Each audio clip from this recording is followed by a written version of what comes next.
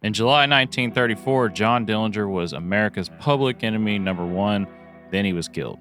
And another outlaw took his place. 3 months later, that man was dead too.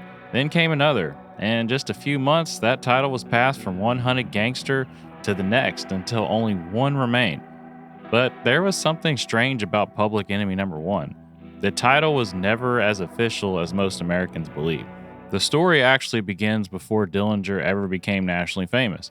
In 1930, Chicago was still dealing with the violence produced by Prohibition and organized crime. The private Chicago Crime Commission published a list of men it considered public enemies, and Al Capone stood at the top. Newspapers seized on the idea, and Capone became widely known as public enemy number one. But this was not an FBI designation.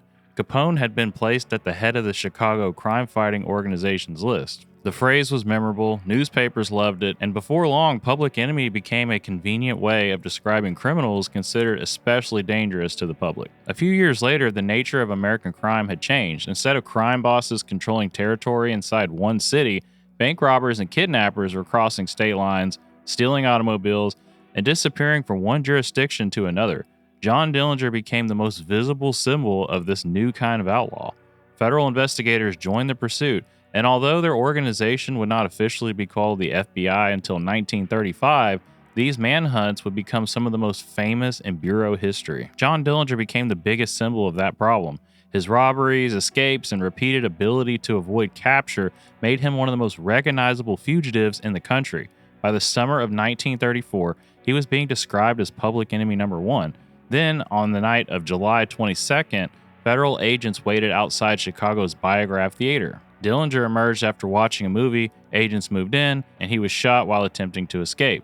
America's most famous fugitive was suddenly gone. But the disappearance of public enemy number one did not end the phase.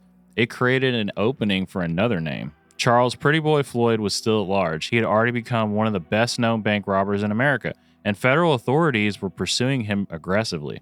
After Dillinger's death, Floyd became identified as the new public enemy number one. His time at the top was brief. On October 22, 1934, exactly 3 months after Dillinger died, Floyd was cornered near East Liverpool, Ohio. Agents and local lawmen closed in, shots were fired, and Floyd was mortally wounded. The second man in the famous secession was gone, and once again, another fugitive remained. Lester Gillis, better known as Babyface Nelson, was nothing like the harmless-sounding nickname suggested. Nelson had been associated with Dillinger and had become notorious for his willingness to shoot at law enforcement. With Dillinger and Floyd dead, Nelson became the next fugitive widely identified as public enemy number one. But he would hold that position for barely a month. On November 27, 1934, Nelson encountered federal agents near Barrington, Illinois. The confrontation became a violent gun battle. Agents Samuel Cowley and Herman Hollis were mortally wounded. Nelson was also badly hit, but managed to escape the scene with his wife Helen Gillis and associate John Paul Chase. His wounds were fatal.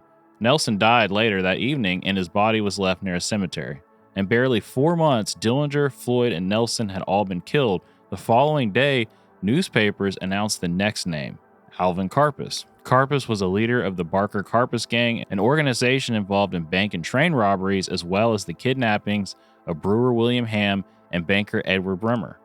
A St. Paul newspaper reported on November 29, 1934, that Karpis had been branded the nation's new public enemy number one. Unlike the 3 men before him, however, Karpis did not appear within weeks or months. He remained a fugitive through 1935 and into 1936, surviving while many of the other famous Depression outlaws were killed or captured. Then, on May 1, 1936, federal agents found him in New Orleans. By then, the Division of Investigation really had become the FBI.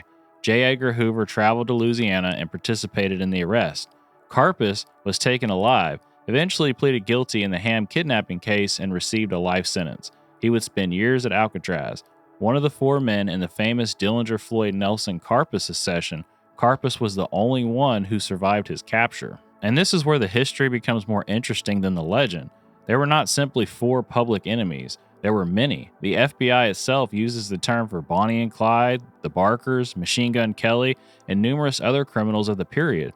nor was public enemy number one a permanent government office or carefully regulated ranking comparable to the FBI's later 10 most wanted list. It was a powerful label used by law enforcement, newspapers, and the public, and the meaning was never as precise as popular memory eventually made it.